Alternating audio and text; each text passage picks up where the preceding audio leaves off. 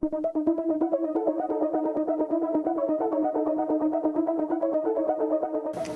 yeah, so Steve was the first person I met coming into the school. And I was the first? You were the first, yeah.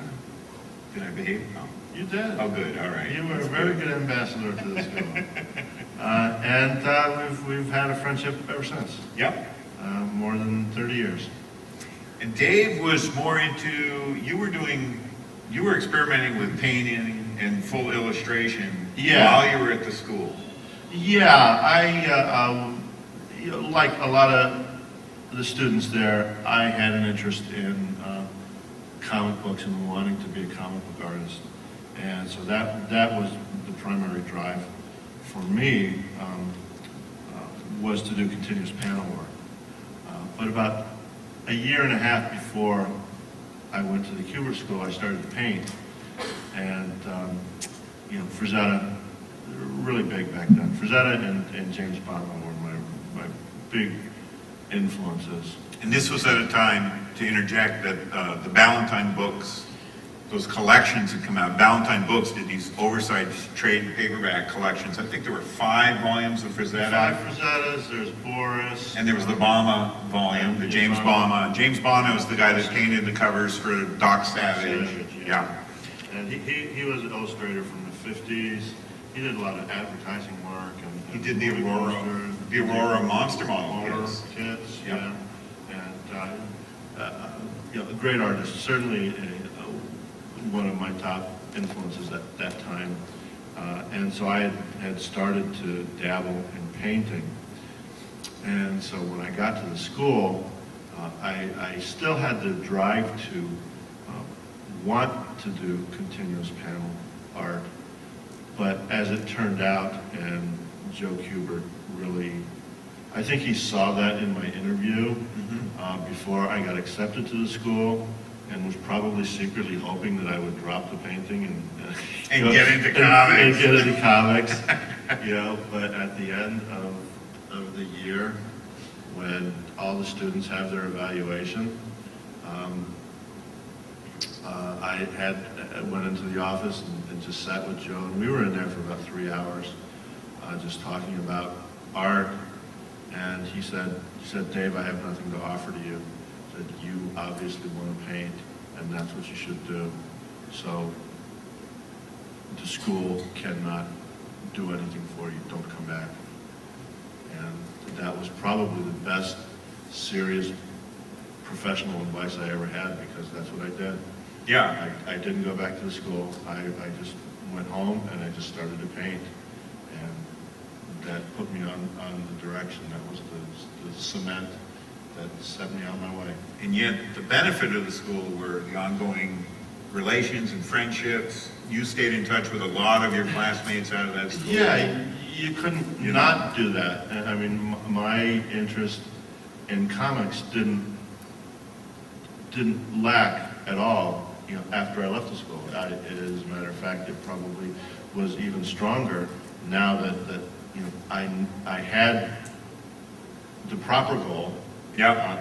I could now enjoy comics more rather than struggling to create comics. Yeah, because it's very labor intensive. Yeah. So the friendships and connections, professional and social connections that I made at the school, I've kept all my life, and they've been beneficial both in emotional and in professional aspects. We should also mention that you weren't the only member of your class that had that focus. John John came in with considerable background in painting from the high school program he'd been through in Pennsylvania. And John ended up not coming back for a second year, but Joe steered him to Harry Chesler, and we'll talk more about that in the next panel. To me, that was always, I still see online, like when Joe Kubert died, there were people that tore into him about the school's all for profiteering, and they have no idea. I mean, Joe and Muriel would both redirect a student if the fit wasn't there. Yeah, I mean that is not a profiteer at work. Yeah, I mean, just the fact that he told me not to come back, and I wanted to, because I really liked the school. Yeah. I had great friends there. I wanted to do comics, but I knew that that's really not what I wanted to do. And Joe just cut right to it and said, "We have nothing more to offer you." And this was, you got to remember, this was the second year of the school. The school wasn't profitable at that time, so if he just needed bodies to fill the seats, Yeah, he would have been giving you that he could have advice. said, come back, we'll see how you do in the second year, and then we'll go from there. If he just wanted the money, that would have been fine. But no, his desire to expand the talent pool of artists in general and artists within the comics business was so great that he couldn't, in his heart, just bring people in to fill seats and pay the bills. It's something he could not do. So Dave, you entered the market at a time when the gaming industries were gearing up. Well, I was fortunate enough to enter the market when gaming had started up. Meaning D&D, Dungeons and Dragons, and various other smaller gaming companies, Steve Jackson and a couple of other companies, one out of Chicago, I can't remember the name, West End Games. They started to grow during that period in the early 80s. And so did the use of painted work in the comics industry. Yes, yeah, painted covers were coming in more. Yeah, and so more. I was sort of right there at the beginning of that. The technology was allowing for a cheaper four-color process for cover paintings and such. And we will be getting to Star Wars and Aliens if we're Yeah. driving people away. Oh, no. There they go, we didn't say Alien. So the painted book was very rare, up to the early to mid 80s, because the production cost was so high for color separations and They didn't know how to handle them either. I mean, Yeah, at that point in the industry, you used to have to do a painting on a flexible board because they would actually have to put it on a drum and they would laser photograph it by, This is all before computer graphics and so on. and Photoshop and all that stuff. It makes it very easy. Right? I remember doing a painted piece on illustration board, and when the original came back, they had peeled the top layer off Yeah. because you couldn't bend the board around the roller to photograph it for... Illustration board is basically a piece of paper glued onto a piece of cardboard. Right, so it's got So it makes it- some heft to it, and Yeah. they had carefully with razor blades peeled that top layer off so that they could get the painting around without damaging the painting, I'll add. Well, I've had many paintings damaged. Yes, we'll share some of the damage stories. Now, the other thing that was happening at this time was Star Wars. Actually, Star Wars didn't start until '89. For you. For me. But there was a recent. Well, Star Wars was. I'm talking about when the first movie 77 opened. to '83. Okay. When those 6 years from New Hope to Return of the Jedi were very big and certainly very influential, I think, on all of us artistically. We were at I have a Star Wars story to share about Rick Veitch. I can't use this in the next panel. Okay. So, Rick Veitch and myself, and I don't know if you remember Jack Forcier, who was my roommate at the Hubert School the first year, long-haired kid from California who stuck with the 2-year program but didn't stay with cartooning. But anyway, we were all in New York. Rick and I were in a job interview, and we had only heard about Star Wars through Jim Steranko's Media Scene magazine. Yeah. He had reproduced some of the McQuarrie paintings, the production paintings, the design work. And that's all any of us really knew about Star Wars. Cinefantastique had a couple of small articles prior to that. Right, but it was like 2 photographs, But Media Scene, Steranko was doing art. That's it. So he had a little insider Right. knowledge. Yeah. So we were in New York the day it opened. Rick Veitch, myself, and Jack. And we were on our way to a job interview, and we passed the Lowe's Theater. I think it was a Lowe's downtown in Manhattan. And we walked by the theaters at that time used to use lobby cards to promote the film. So there was the one-sheet poster and the lobby card. And the one we all fixated to was the one with the trooper on the giant lizard, which is like one shot in the movie. But we were like, whoa, this looks like a presenter painting. We have to see this. So we went to our job interview, and we caught the first show, first day, New York, Star Wars, not knowing what we were in for. Yeah. And Uh, and Jack had a joint on him, which the usher, who could have thrown us out or had us arrested, came down and went, "Could you gentlemen put that away, please?" So we put it away. So we didn't get thrown out of Star Wars, which would have been a good story too. Yeah. But I mean, the impact on that audience of the sound coming around the back of your head. This is before there had been films with that kind of Dolby sound, was just phenomenal. And that was, opening day, New York, 1977. Yeah. And it wasn't until years later, Dave, I think you were the first, was it you and Jan who were the first of the group that ended up working on some of the Star Wars products that were coming out? It was me and Tom Beach. Tom Beach, and he was working with Cam Kennedy. Yeah. And Cam Kennedy. Cam and Tom Yeah. did Dark Empire. I did the covers for it. And that was the resurgence of the modern era Star Wars. Right. And that was 1990. And yeah, so from about 1985 to 1990, there was a big lull in the Star Wars stuff because there was no more movies. The movies coming disappeared. out. The toys were just being reissued. There were no books. The Marvel comics were just garbage. There was just nothing there for the fandom. And then, what's his name wrote those 3 novels. Oh. Timothy Zahn wrote the 3 novels. Yeah. And that really kicked off things. And Dark Horse was doing Indiana Jones comics at the time, and approached Lucasfilm and said, these books are doing well, both the Indiana Jones and the Timothy Zahn novels. Said, what's happening with Star Wars comics? And Lucas just sort of said, well, we're not really happy with the Marvel stuff. If you can do better. Yeah, I mean, the strongest comic presence they had, which was kind of a vanity project, was George Lucas handpicked Al Williamson to do the comic strip. The strip, yeah, And the papers barely ran it. I mean, Yeah. they never ran in many papers. Al Williamson did the best work of his career on that strip. If you can find the big hardback reprints of those strips, it's just beautiful. Yeah. It's beautiful. They're in the Russ Cochran format. I don't know if Russ Yeah. Cochran, but they were oversized Yeah. hardcovers. It was 2 or 3 volumes. There's 3 in volumes. slipcase. Yeah, 3 volumes. And I knew Al Williamson at that time. Rick Beach would invite me out to Al and Corey's home when Rick was working on Star Wars, The Empire Strikes Back book for Marvel. And then later Rick was working on the Flash Gordon project with Al.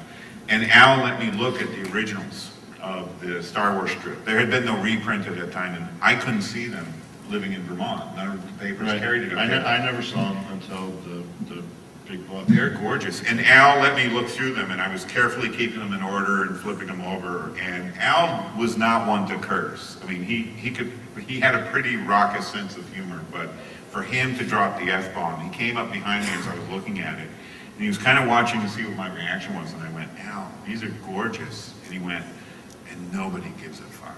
I mean, and for Al to say that, and he was despairing. I mean, his voice, it was just depressing him. He was putting all this work in. Archie Goodwin was scripting, and they were best friends. And Al really was feeling not just that no one was appreciating what he was doing, but he felt like it was the end of the adventure comic strip. So this period that Dave's talking about of the comic book coming back was a real revival of not just the Star Wars license, but adventure comics getting a toehold. Yeah, and it really burgeons that the adventure interest not only in Star Wars but across the board in comics in general. The comics boom started right after that. The card collector boom started right after that. I think just in the psyche of American memorabilia. Star Wars just kickstarted interest in all of this other stuff again. Those cards that had your art, were those just reproductions of covers you'd done, or were you painting cards as well for the Star Wars? I was doing both. It was reproduction covers, and then I was doing some original stuff to augment the product. Yeah. So, I was really at the right place at the right time when Dark Empire And you had the right being look. produced, yeah. Your work had the right And, look. and, you know, my style had developed, you know, to the point where, you know, I mean, I was making a living prior to that, but, you know, this gave me an opportunity to do something just a little bit more illustrative. You know, I wanted to do some movie posters, so I had the opportunity to do some movie poster style designing with the covers. Did that ever lead to doing poster work? No. Because Photoshop took over movie posters Yeah, right about that time, that so. killed- Yeah, that killed movie posters. But Yeah. no, the thing about movie posters, even back then, was if you weren't in with a New York agency, Yeah. you weren't getting any movie posters at all, even the low budget stuff. They all went through some type of promotional agency. Yeah. And I just, I was I've- gonna do it, I've I never got never- a shot. I never wanted to get involved with LA companies at all. I just think that it's just sleazy out there. But, you know, sometimes you get invented things. I don't know what romance you all have in your head about movie poster art, but, and I love ad art and movie poster art, but a lot of those people that did some of the iconic posters, they got paid $100, $125. Yeah. And it hasn't changed that much. Bob Eglinton, do you know Bob? I know Bob. And Bob just got approached by the outfit that's re-releasing John Carpenter's Halloween. And they wanted Bob to do a new poster for the re-release. They offered him $100. And Bob just said, forget it, you know. Yep. And, Because they know they can, you know, hire some. well, they'll use a Photoshop some- image. Some mailroom guy who says, I know how to work Photoshop. Now, were you Anyway. reading Tom and Cam's comic before doing the covers, or were you just getting images of characters and doing the paintings without having read the comic? At that point, I had a good relationship. I had known Tom prior Yep. to getting on board with Dark Empire. I had known Cam only by professional respects, and he turned out to be a great guy. Yeah, Cam, and for those of you who don't know, Tom Veitch is Rick Veitch's older brother. Right. Tom was a beat poet out of the Allen Ginsberg, New York scene who became a monk for a number of years and then moved to California and wrote underground comics with Greg Irons. He wrote Legion of Charlies. He wrote some of the most horrific stories in Skull and Slow Death. Yeah. And then he became a right-wing conservative and embraced George Lucas and Star Wars, fell in love with it, and Cam Kennedy was one of the Judge Dredd artists, doing work for 2000 Yeah, AD 2000 AD. and Battle. Yeah. He did a lot of war comics Yeah. for Fleetway. And he hadn't done any work in America, as far as I know. The Light and Darkness War, which is what Oh, they okay. did as a Yes, team for yes, Epic Comics, yes. and that's what landed them the Star Wars licenses. That's They right. did a create-our-own series for Epic, Tom and Cam, called the Light and Darkness War, and that sold Lucas on, these are the guys I want to do Yeah, the and it comics. was a good choice. Yeah. It was a perfect choice for him. And Cam was, is a Scotsman, just a wonderful gentleman, amazing, funny, sharp guy. And Cam was, because of his years with Judge Dredd, he could really catch that futuristic mesh of machinery and war. That was really his love of genre.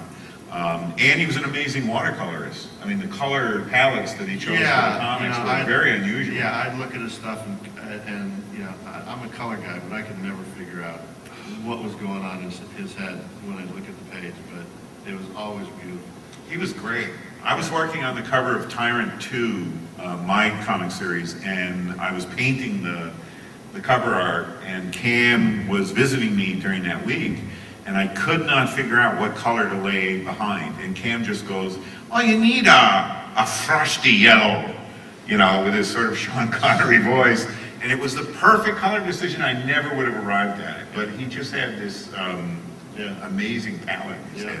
It did. Now, that was the beginning of your work with Dark Horse. Do you want to talk, because that leads to us working on Aliens. So I guess we should Yeah, walk well- down the Dark Horse path. Yeah, so some of my early work with Dark Horse before Indiana Jones, I had known a lot of the creators that worked with Dark Horse, and so they were a creator-owned company, doing what Image eventually did, but having just creators could bring their books, and Dark Horse would print them and make some money, and everybody would make some money.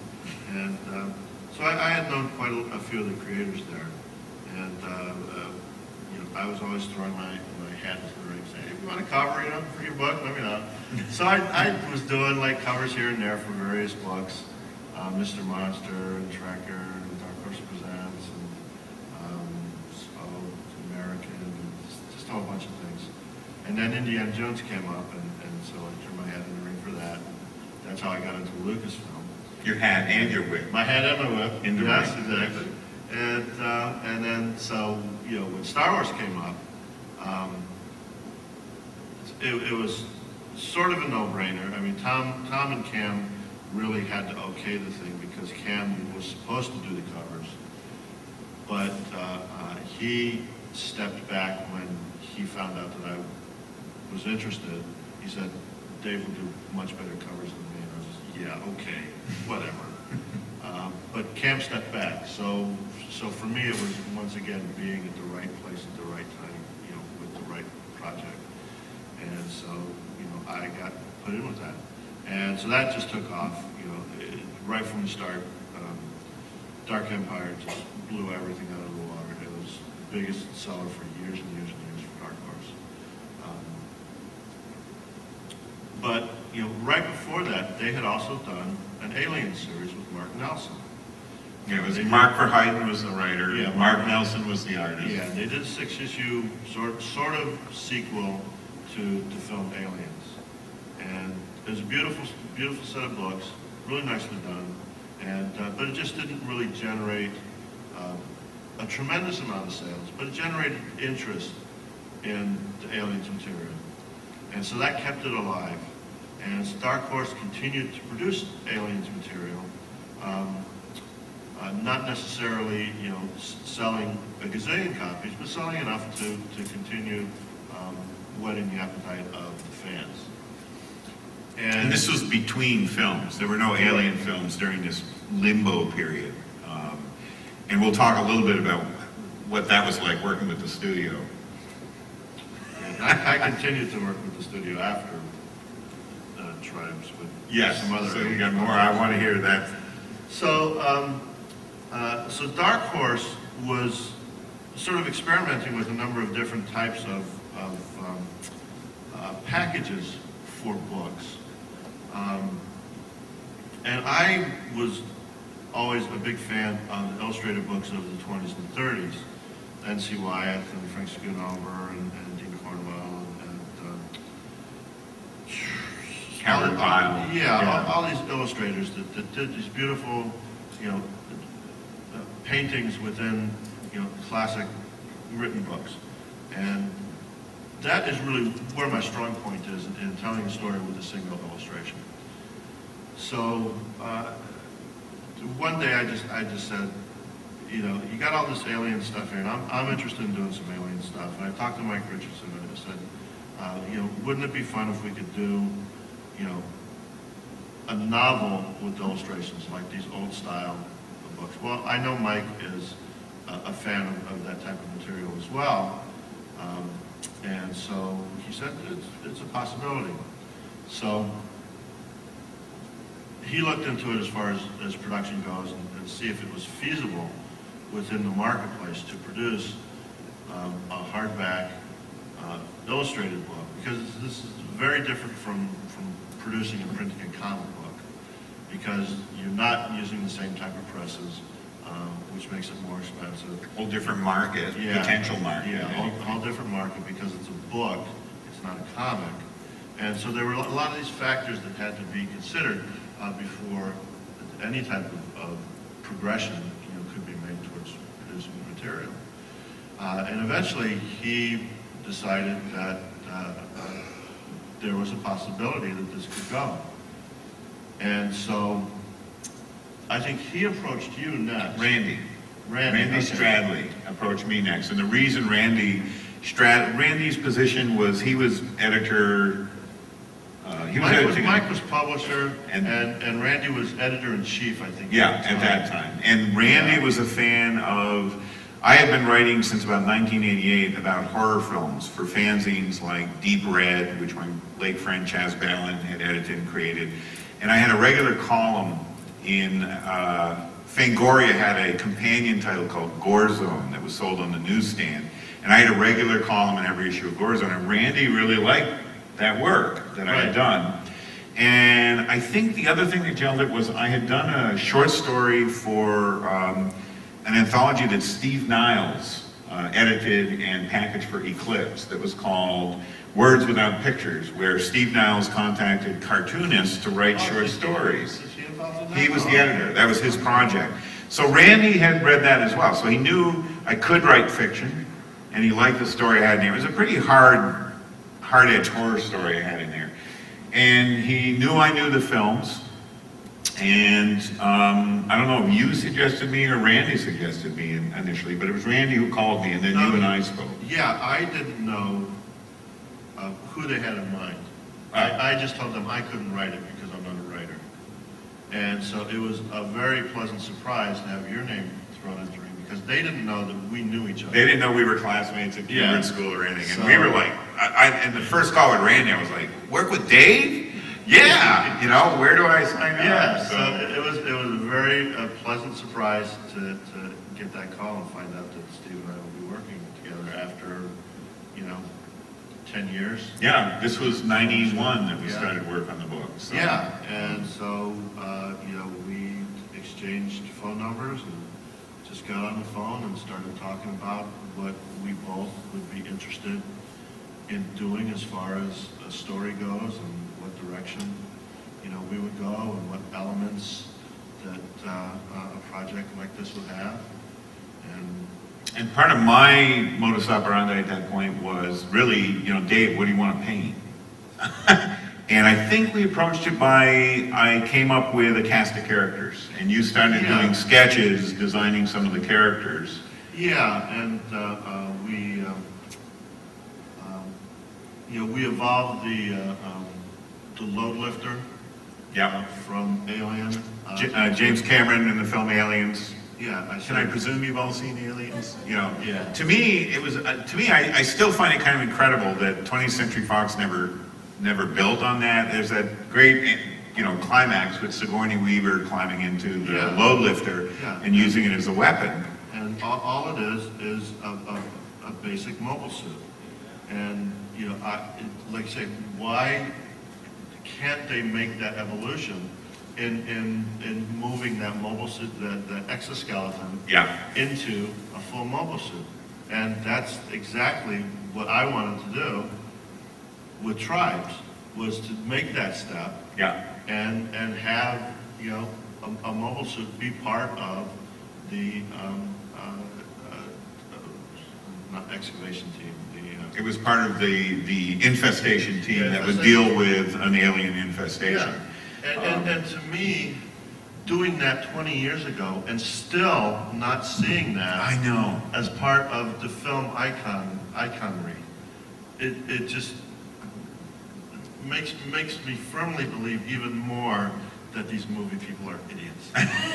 Well, we learned as we worked on the project how, now one of the things to understand is there's not an aliens team at 20th Century Fox. When they're between films, no one at Fox cares about anything except there's some lawyer or someone in licensing who's dealing with it. So they have no creative investment in these things that we as viewers, emotionally invest ourselves in. And there's no kingpin of the Aliens franchise the way that George Lucas controls Star Wars, where everything has to fit his master plan or imaginary master plan. And as it turns out, I think Alien had 6 producers, which means there's 6 fingers in the pie. And then Aliens brought in Cameron and his producing team, which added probably another 4 fingers in the pie. So that means anything that progresses beyond that, everyone who becomes a producer pretty much owns part of this. And they didn't care what we were doing. No, they didn't. But they're fingers in the pie that have to be dealt with. Right. And unfortunately, you just can't bring a big butcher knife and cut them off. They're there and they're going to stay because producers know unlike movie companies, the producers know that at some point, this license is going to make a little bit of money for them. So they'll keep their fingers in the pie on it, even though they say, we don't care what you do with it. They care, because it's going to make them money. Right. And you have to clear permissions with them. And I mean, Dave, you've done more than I have in terms of licensed products, but I've done with Dark Horse alone, I think 3 different licensed characters at one time or another that I scripted. And you've got to clear permissions with the proprietors of the license. Now, in the case of Aliens, I turn in a first draft. Dave and I had exchanged, Dave would fax me drawings of the characters. I would come back to Dave with the outline. And at this time, we didn't even have an editor on the book. Like, Randy Stradley wanted to see what we were doing, but there was nobody in charge of the project. No, we were just sort of like, running. we were running with it. And Dave and I had both been in our respective businesses long enough to know that those are golden opportunities. When no one's paying attention, you can have some fun, and you look to see how much you can get away with, meaning how much can we actually physically get done on the book before there is somebody who's driving the truck, so to speak. So Yeah. we got it to the point of a first draft that I sent in. Right. And if any of you have read Aliens Tribes, the whole book is framed with this sort of omniscient third person describing what the hive is doing, how the aliens think, that there's a hive mentality and the queen is chemically in touch with all the workers. Because Dave and I were trying to figure out, well, in the first film, it's a lone creature that uses the human body as a reproductive, we're sort of this external host that they lay their egg in and we feed their larval. The second movie, James Cameron came in and completely reinvented the whole thing, so that there's this hive and there's a queen and she's laying all the eggs, and it was wonderful. Yeah. But when you're trying to make sense of these completely unrelated, life cycles that we've seen in the films, it was kind of my job as writer to sort that out and present it in such a way that I wasn't contradicting either film, but I was making sense of how do these hives work.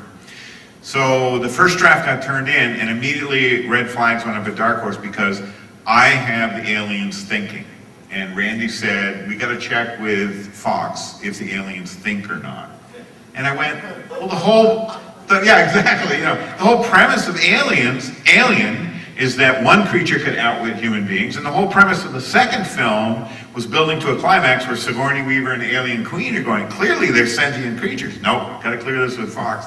And I still have a copy in my files of the facts from Fox that said, the aliens are as smart as a large dog, period. So that's what I have to work with. And I thought, I had some pretty smart large dogs. I'm going to run with this. And that's where we went. And Dave and I were free to do anything we wanted with the human characters. We had no limits as to who they were. Right.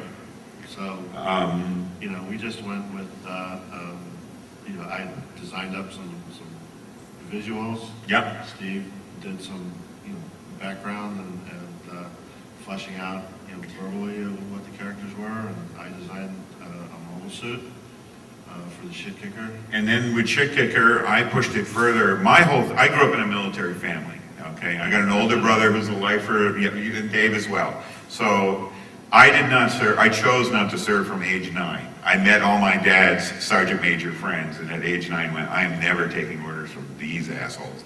And I knew how the military worked, but it also meant that we're dealing with the military culture in the novel, and my idea with the Shit Kicker was that whoever they put in there, they would use drugs to turn him off and to turn him on. And that's what we built the character around, is that he was basically a human being in an exoskeletal shell, but they would switch him off or switch him on using... That was his life. Exactly. And he was okay with that, because it meant he could go out and cut loose when he was turned on.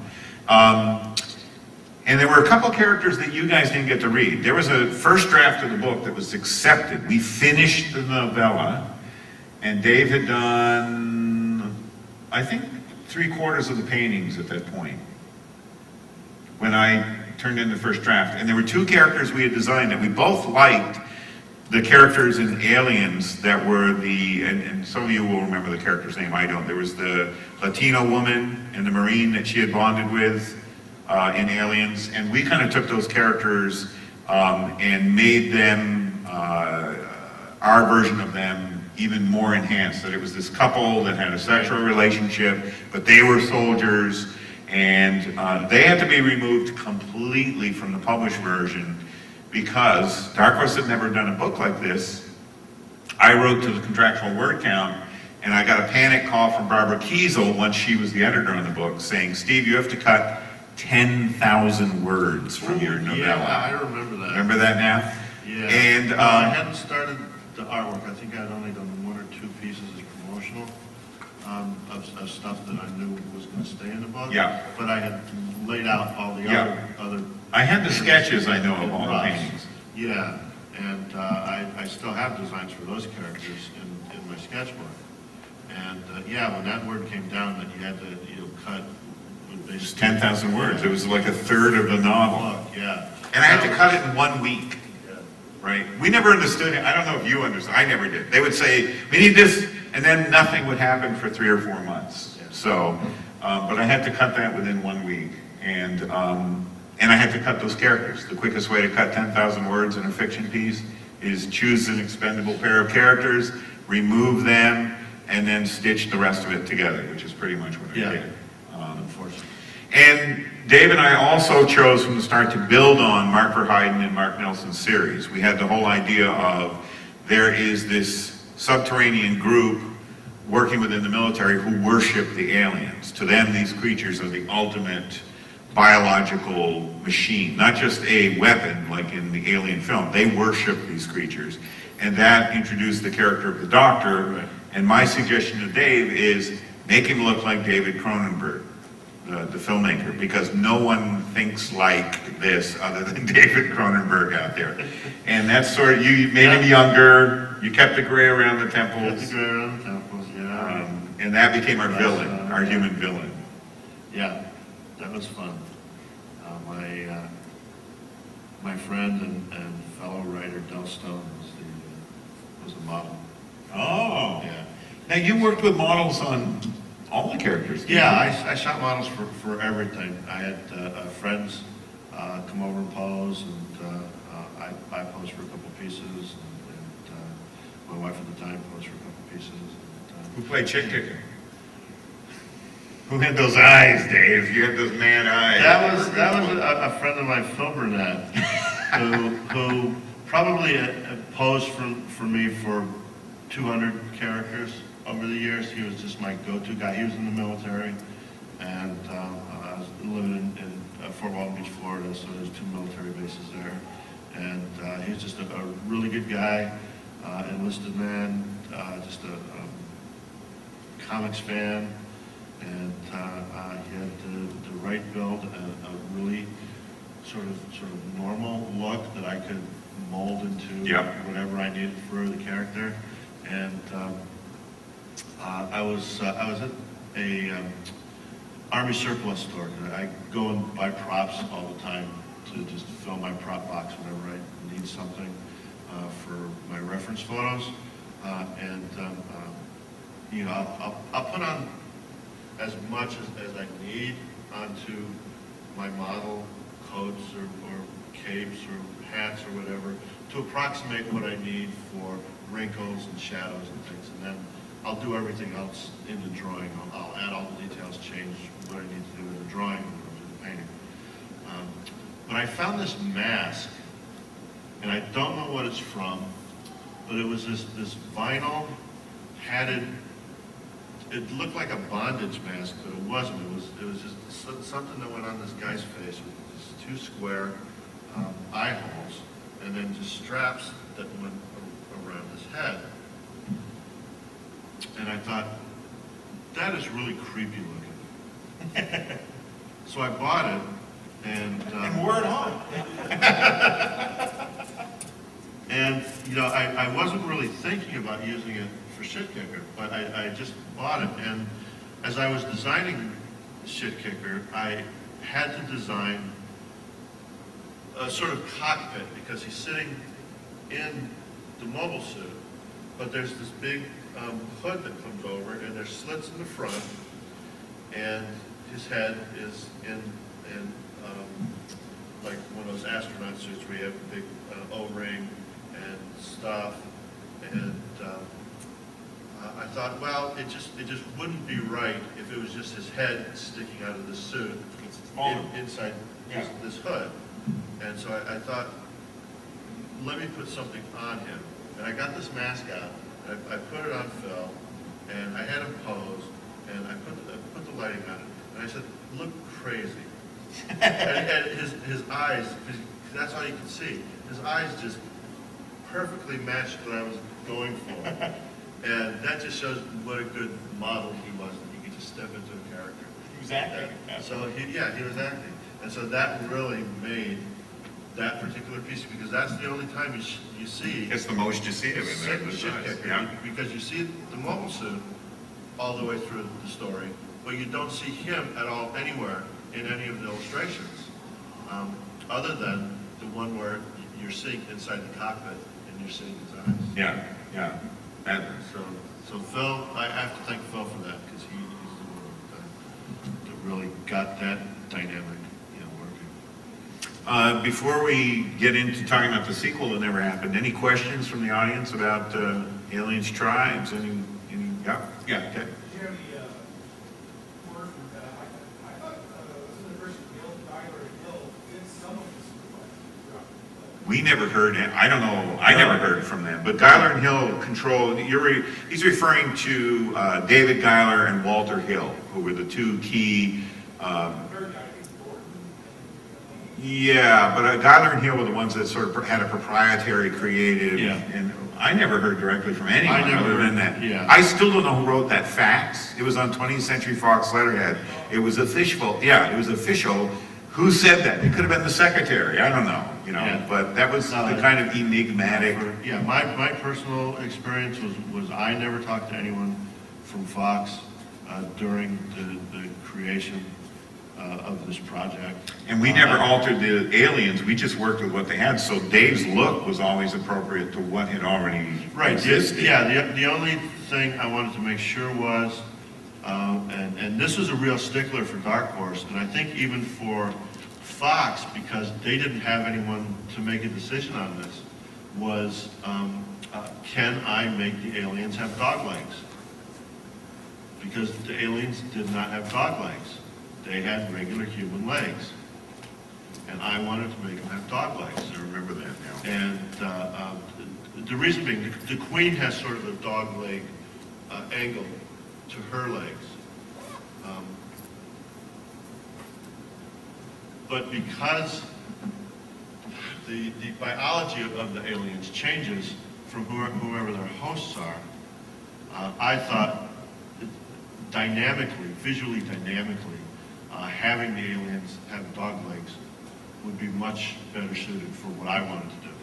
And we even toyed with it at one point, because I had the idea, well, let's have them, they've got a kennel in the ship that they are still, the military's still using canine, even though it's the future and so on, they're still using canine. That's how they're infected. I think we had 2 phone calls about that. It never got to paper because I think they shot it down pretty. Yeah, but nobody knew.